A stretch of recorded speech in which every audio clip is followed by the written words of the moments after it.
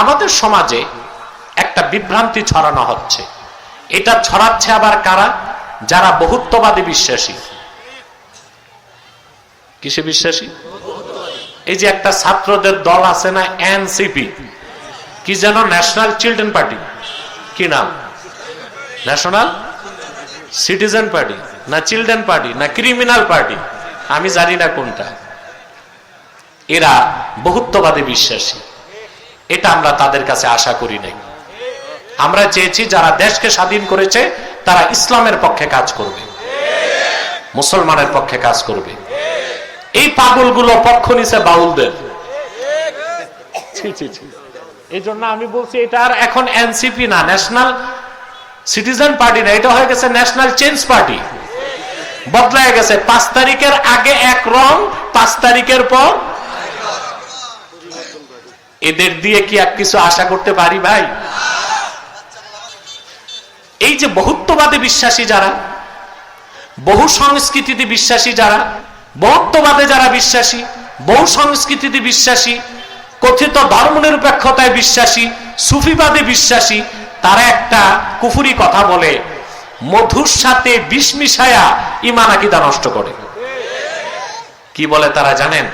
তাদের বক্তারা প্রচার করে no east no west, Islam is the best. Slogan সুন্দর আছে কিন্তু একটু ফাঁক আছে। কি আছে?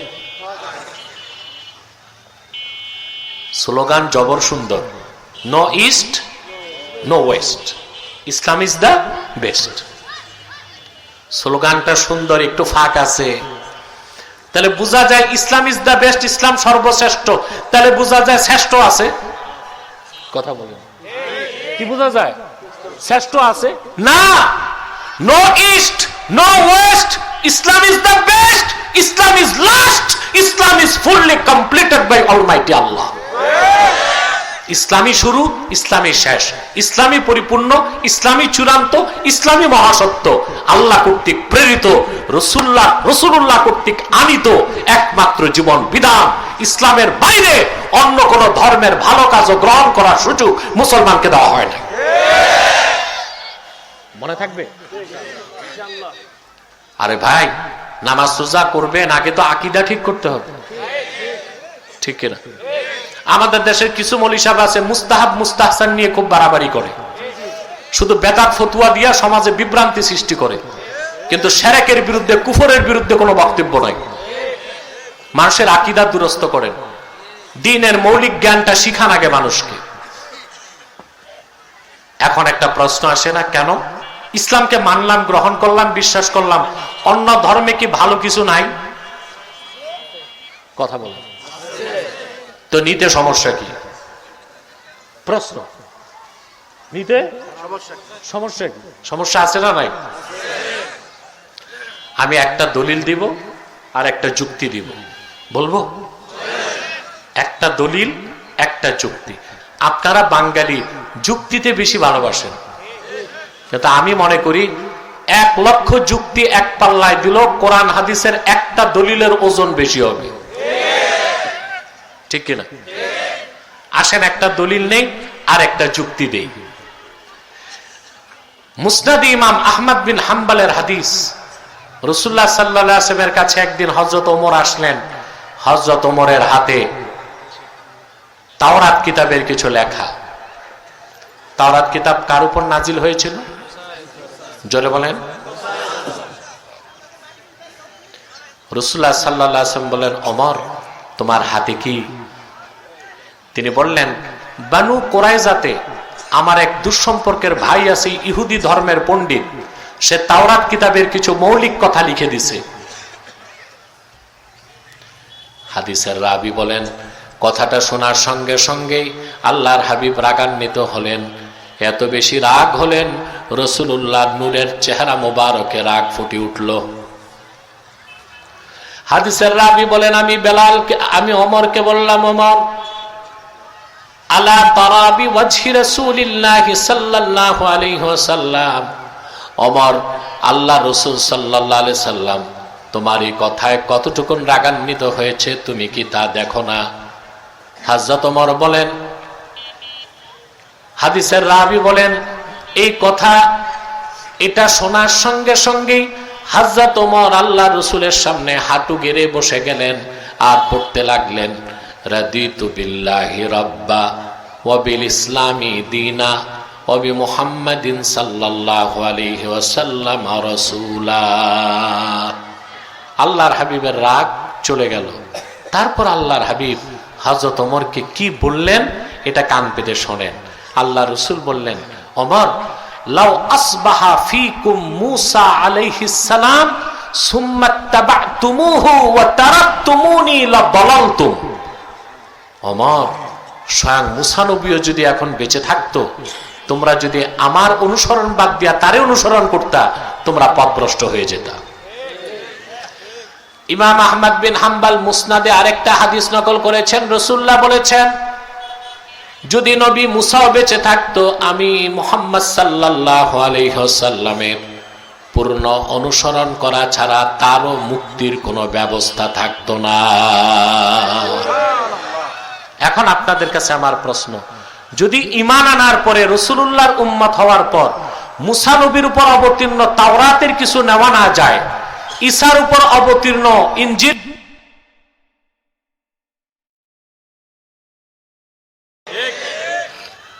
দেশ স্বাধীনের 54 বছরও কোন সরকার তা করতে পারছে? কারণ দুর্নীতি, দুর্নীতি আর দুর্নীতি। কয়টা জিনিস লাগে ভালো ট্রিটমেন্টের জন্য? অভিজ্ঞ ডাক্তার, নির্ভুল পরীক্ষা, নির্ভেজাল ঔষধ। আমাদের দেশে যে মেশিনগুলো আছে, অধিকাংশ হসপিটালের মেশিনে তেলাপোকা পাওয়া যাবে। আমি একটা কৌতুক বলি, এক ধনী মানুষ ট্রিটমেন্টে গেছে ভালো হাসপাতালে, ডাক্তার পরীক্ষা করে বলছে, সর্বনাশ, আপনার ফুসফুসের ভিতরে তেলাপোকা ঢুকছে। এখন লোক তো চিন্তায় পড়ে গেছে, ফুসফুসের ভিতরে আবার তেলাপোকা যায় কেন? এটা কি সম্ভব নাকি? পয়সা আছে তো গেছে সিঙ্গাপুর, মাউন্ট এলিজাবেথে। ওখানকার ডাক্তাররা পরীক্ষা করে হাসে, তোমার দেশের ডাক্তার গুলোরে কি খাওয়াও তোমরা? বলে কেন স্যার? বলে তেলাপোকা ফুসফুসে না, তেলাপোকা ছিল এমআরআই মেশিনে, এই জন্য দেখা গেছে ফুসফুসে কি তেলাপোকা, তেলাপোকা ফুসফুসে না মেশিনে। এই হচ্ছে আমাদের দেশের চিকিৎসা ব্যবস্থা। পৃথিবীর সে দেশটাই উন্নত হয় যে দেশে শিক্ষা ব্যবস্থা আর চিকিৎসা খাতে সরকারি বরাদ্দ বেশি। আর আমাদের দুর্ভাগ্য, এই শিক্ষা ব্যবস্থা আর চিকিৎসা খাতে বরাদ্দ সবচেয়ে কম। কম না? এই যে স্কুলের শিক্ষকদের কি বেতন দেয়, এটা বেতন হলো? এই বেতনে তো চলে না। আর শিক্ষকদের ঘুষ খাওয়ারও ব্যবস্থা। যাও একটু রেজিস্ট্রেশনের সময় মিষ্টির নামে খায়, ওতে কি আর হয়? তো বেতনও নাই, ঘুষও নাই, তো চলে কেমনে? অথচ স্মার্ট কান্ট্রি যেগুলো, ডেভেলপড স্টেট, উন্নত দেশগুলোতে সবচেয়ে বেশি বেতন দেওয়া হয় পুলিশকে, শিক্ষককে। আমাদের দেশে পুলিশেরও বেতন কম, শিক্ষকদের বেতনও কম। এই জন্য দেদারসে সবাই খায়, যে সুযোগ পায় সেই খায়, যে খাইতে চায় না ওরে জোর করে খাওয়ায়। কারণ সব যদি ঘুষ না খায় তো চেইন অফ কমান্ড তো ঠিক থাকে না। বস যদি ঘুষ খায় আর ছোট অফিসার না খায়, বড় অফিসারের আর যাই ঠিক থাকে? তুইও খা, তুই না খাইলে তো আমি খাইতে পারি না। এরকম বিপদে পড়লে তো চাকরি হারাইতে হবে না? আমি মাসালাটা বলে দিব, কি করবেন? কথা বলেন। বড় অফিসার যদি ঘুষ খাওয়ার কারণে ছোট অফিসারকে ঘুষ খাইতে বাধ্য করে, আপনি ঘৃণার সাথে ঘুষের টাকাটা নিবেন, পরবর্তীতে ফকির মিসকিনকে দান করে দিবেন সওয়াবের আশা ছাড়া। চাকরিও ঠিক, আখেরাতও ঠিক। চাকরিও ঠিক, আখেরাতও ঠিক। কারণ আপনি না খাইলে তো বড় অফিসার খাইতে পারে না, তখন তো আপনার বিরুদ্ধে কমপ্লেইন করবে। কি করবে? ভুল তথ্য দিবে যে সে ঠিক মতো অফিসে আসে না, আসল চুলকানি তো আরেক জায়গায়। তাহলে শিক্ষা খাত এবং চিকিৎসা খাতে সবচেয়ে বেশি বরাদ্দ দরকার, ঠিক না ভাই? আপনি জানেন আমেরিকার পৃথিবীর বিখ্যাত ইউনিভার্সিটিগুলোর একটা স্ট্যানফোর্ড ইউনিভার্সিটি বার্ষিক সরকারি অনুদান মার্কিন সরকার সে বিশ্ববিদ্যালয়কে দেয় বাংলাদেশি টাকায় 14,000 কোটি টাকা। কত? কটা বিশ্ববিদ্যালয়কে? একটা। আর আমার দেশে মনে হয় টোটাল শিক্ষা ব্যবস্থায় এত টাকা বরাদ্দ নাই। তাহলে বলছিলাম ওষুধটা নির্ভেজাল খেতে চাই আমরা, দেখি পরবর্তী সরকার যে হয় এটা ঠিক রাখে কিনা। ওষুধের দাম বেশি না? যুক্তি দিচ্ছিলাম, মনে পড়ছে, ইসলাম ছাড়া অন্য কোন ধর্ম থেকে ভালো কিছু থাকলেও নেওয়া যাবে না। যুক্তিটা দিচ্ছি, ওষুধ কিনলে আপনাকে দেখতে হবে মেয়াদ আছে কিনা। মেয়াদ উত্তীর্ণ ঔষধ যত টাকা দিয়ে কিনেন 2 পয়সার দাম হবে? ওইটা খাইলে রুগী ভালো হবে না মরবে? বর্তমানে সবচেয়ে বেশি দামি ঔষধ হচ্ছে ক্যান্সারের ঔষধ, কেমোথেরাপি। এক শিশি কেমোথেরাপি প্রায় 70,000 টাকা, যেটা জার্মান মেড ক্যান্সারের কেমো। এক বোতলের দাম কত? 70,000 টাকা। ওখানে প্যাকেটে লেখা আছে তারিখ, মেয়াদ উত্তীর্ণের তারিখ মনে করুন লেখা আছে 5 ডিসেম্বর 2025 দুপুর 2টা। আপনি 70,000 টাকা দিয়ে কিনছেন, 5 ডিসেম্বর 2025 দুপুর 3টায় কত দাম? কেন? ডেট এক্সপায়ার্ড, মেয়াদ উত্তীর্ণ। যুক্তিটা বুঝছেন? মুসা নবী আল্লাহর কাছ থেকে যে দিন এনেছিল সেটার মেয়াদ উত্তীর্ণ হয়ে গেছে। ঈসা নবী আল্লাহর কাছ থেকে যে দিন এনেছিল সেটার মেয়াদ উত্তীর্ণ হয়ে গেছে। শুধুমাত্র মুহাম্মদ সাল্লাল্লাহু আলাইহি ওয়াসাল্লাম আল্লাহর কাছ থেকে যে পূর্ণাঙ্গ দিন ইসলাম এনেছেন সেটার মেয়াদ থাকবে কিয়ামত পর্যন্ত। সেজন্য ইসলামের বাইরে অন্য কোন ধর্ম থেকে, দর্শন থেকে, মতবাদ থেকে ভালো কিছু থাকলেও নেওয়া যাবে না। তাহলে কি বুঝলাম আমরা? ইন কুনতুম তুহিব্বুনাল্লাহ ফাত্তাবিউনি ইউহিব্বুকুমুল্লাহ। যদি আল্লাহকে ভালোবেসে থাকো আমি মুহাম্মদ সাল্লাল্লাহু আলাইহি ওয়াসাল্লামের অনুসরণ করো। এই অনুসরণ হতে হবে জীবনের সকল ক্ষেত্রে, ঠিক কিনা? নামাজ, রোজা, হজ, যাকাত, উঠা বসা, রাজনীতি, অর্থনীতি, সমাজনীতি, যুদ্ধনীতি, সংস্কৃতি, শিক্ষা, ইহকালীন কল্যাণ ও পরকালীন মুক্তির জন্য রাসূলুল্লাহ সাল্লাল্লাহু আলাইহি ওয়াসাল্লাম ১৫০০ বছর আগে যে দিন রেখে গেছেন সে দিনকে বিশ্বাস করতে হবে। ওনার রেখে যাওয়া শরীয়তের, ওনার রেখে যাওয়া সুন্নতের অনুসরণ করতে হবে। তাহলে কি হবে? ইউহিব্বুকুমুল্লাহ, আল্লাহ আপনাদেরকে ভালোবাসবেন। ওয়া ইয়াগফির লাকুম যুনুবাকুম, আপনাদের জীবনের গুনাহ মাফ করে দিবেন। আমার দৃষ্টিতে এই আয়াতটা হচ্ছে জান্নাতের টিকিট। বাংলাদেশে অনেক পীর সাহেব জান্নাতের টিকিট বিক্রি করে না। জান্নাতের টিকিট কোন পীরের হাতে না, জান্নাতের টিকিট কোন দলের হাতে না, জান্নাতের টিকিট কোন পীরের হাতে না, জান্নাতের টিকিট কোন দলের হাতে না, জান্নাতের টিকিট দেয় আল কোরআন। মনে থাকবে? আমাদের সব ধরনের পীরালির নামে ভণ্ডামিও ছাড়তে হবে, রাজনীতির নামে ভণ্ডামিও ছাড়তে হবে। আল্লাহ আমাদেরকে কবুল করুক, আল্লাহ আমাদেরকে মঞ্জুর করুক।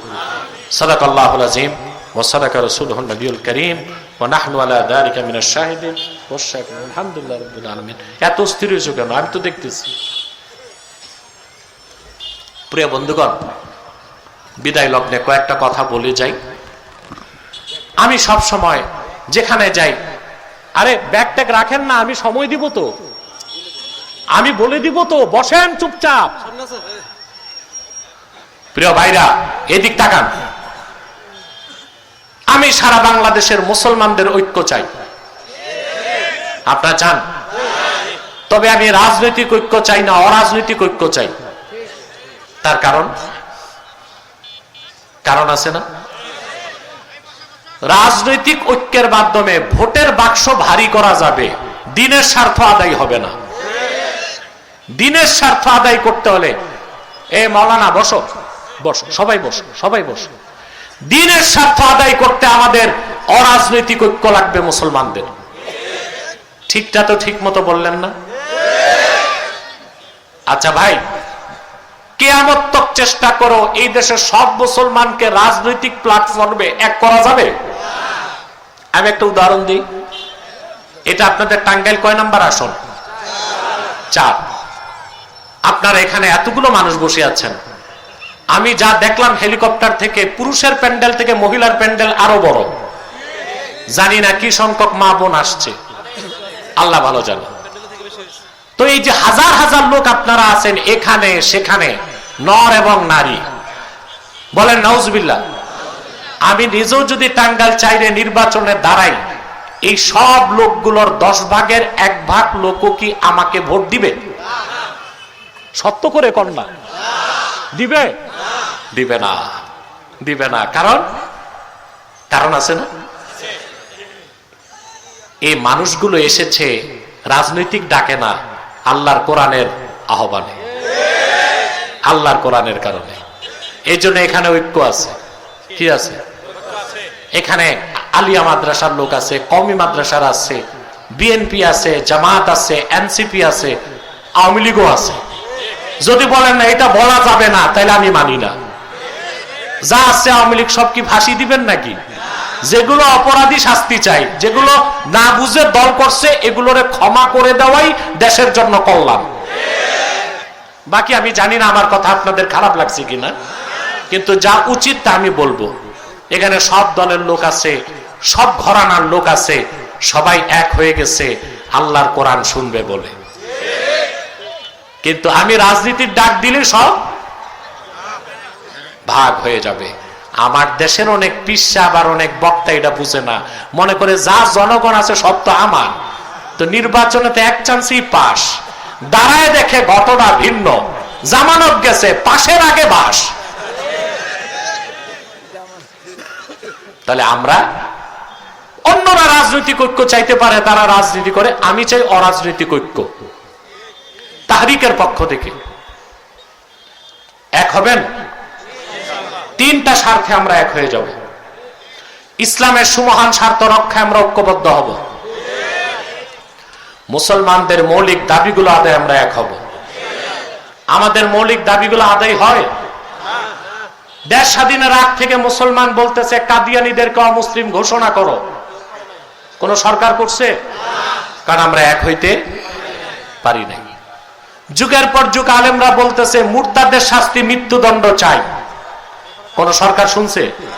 এক হইতে পারি নাই।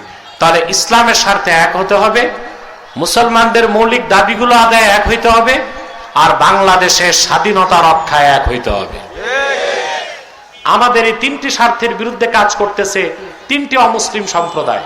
তার মধ্যে সবচেয়ে নিকৃষ্ট হচ্ছে কুখ্যাত কাদিয়ানী সম্প্রদায়। নিঃসন্দেহে তারা কাফের এবং অমুসলিম।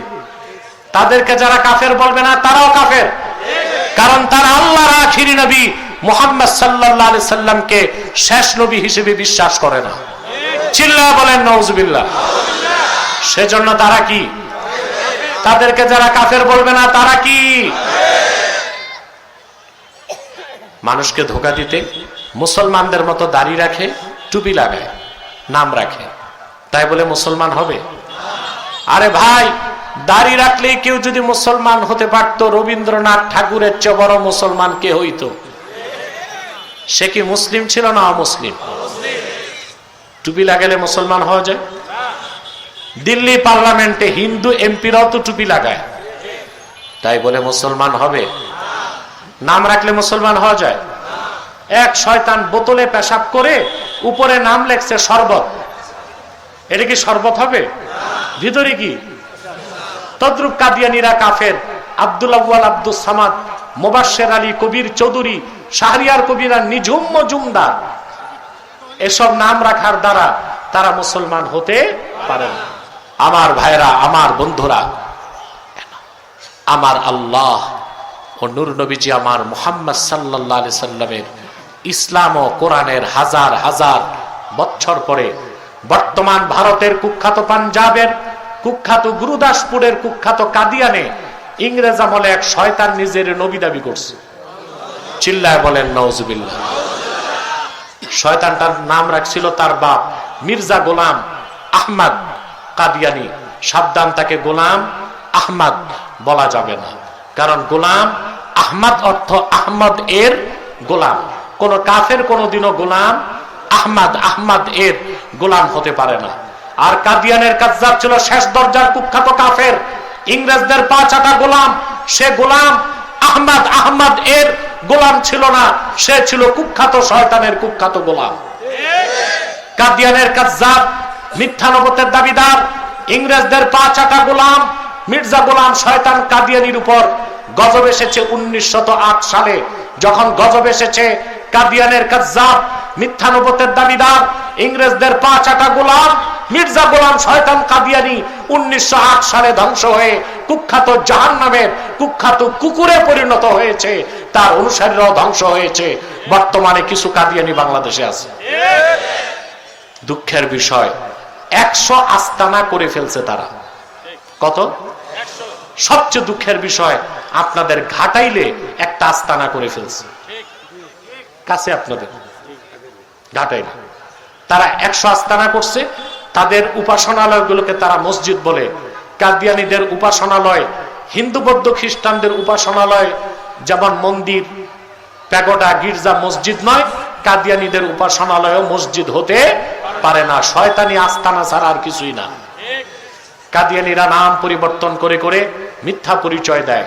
কখনো নিজেদের পরিচয় দেয় আহমদী জামাত, কখনো বলে আহমদিয়া জামাত, কখনো বলে আহমদী সম্প্রদায়, কখনো বলে আহমদিয়া সম্প্রদায়, কখনো বলে আহমদী মুসলিম জামাত, কখনো বলে আহমদিয়া মুসলিম জামাত। সাবধান, যত কাদিয়ানি ছিল আছে থাকবে, তারা কেউ আহমদী জামাত নয়, আহমদিয়া জামাত নয়, আহমদী সম্প্রদায় নয়, আহমদিয়া সম্প্রদায় নয়, আহমদী মুসলিম জামাত নয়, আহমদিয়া মুসলিম জামাত নয়। তারা শয়তানি জামাত, কুখ্যাত জাহান্নামের কুখ্যাত কুকুরের দল। তারা বিশ্বাস করে 1857 সালে কোরআন শরীফ বাজেয়াপ্ত হয়েছে। বলেন নাউজুবিল্লাহ। সেজন্য তারা শুধু কাফের না, ইহুদিদের চেয়ে নিকৃষ্ট কাফের। আমাদের সকল দলের একটাই দাবি, অনতিবিলম্বে স্বাধীন বাংলায় শয়তান কাদিয়ানীদেরকে রাষ্ট্রীয়ভাবে অমুসলিম ঘোষণা করতেই হবে, করতেই হবে, করতেই হবে। এই দাবি আদায়ে যদি জান ও মাল দেবার ডাক আসে, কারা কারা প্রস্তুত আছেন হাত তুলে দেন।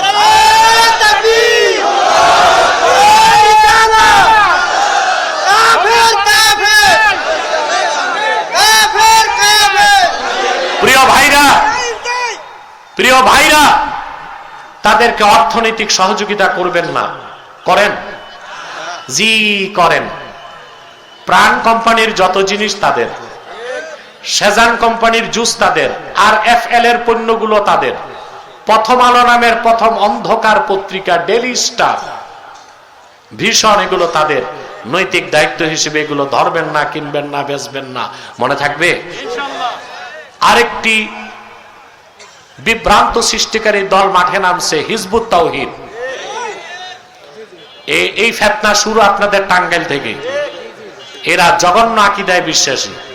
এরা বলে দাজ্জাল বলতে কিছু নাই। আমরা জানি দাজ্জাল বের হবে, হত্যা করতে ঈসা মাসিহ নামবে, ঠিক না? নবী পরিচয় না, উম্মত পরিচয়।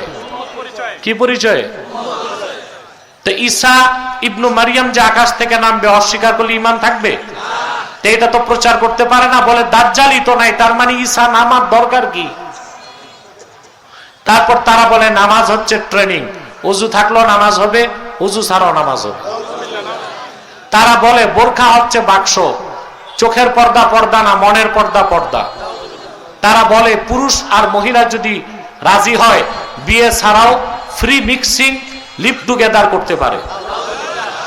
এই বিভ্রান্ত সৃষ্টিকারী হিজবুত তাওহীদ নিঃসন্দেহে পথভ্রষ্ট জিন্দিক। তারা, তাদেরকে ইসরায়েল গাইড করে, তাদের ব্যাপারেও সাবধান থাকবেন।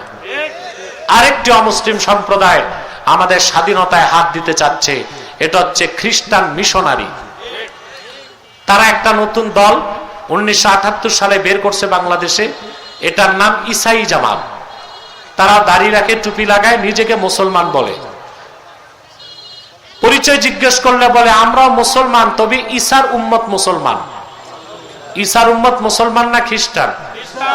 বলেন নাউজুবিল্লাহ। ঈসার উম্মত কি মুসলমান না খ্রিস্টান? এই খ্রিস্টান মিশনারি তাদের সংখ্যা বাড়াচ্ছে, তাদের মাস্টার প্ল্যান হচ্ছে বাংলাদেশের পার্বত্য চট্টগ্রামকে আলাদা করে একটা খ্রিস্টান রাষ্ট্র বানাবে। তাকে হতে দিবেন? এক হতে হবে। আল্লাহ আমাদেরকে কবুল করুক, মঞ্জুর করুক।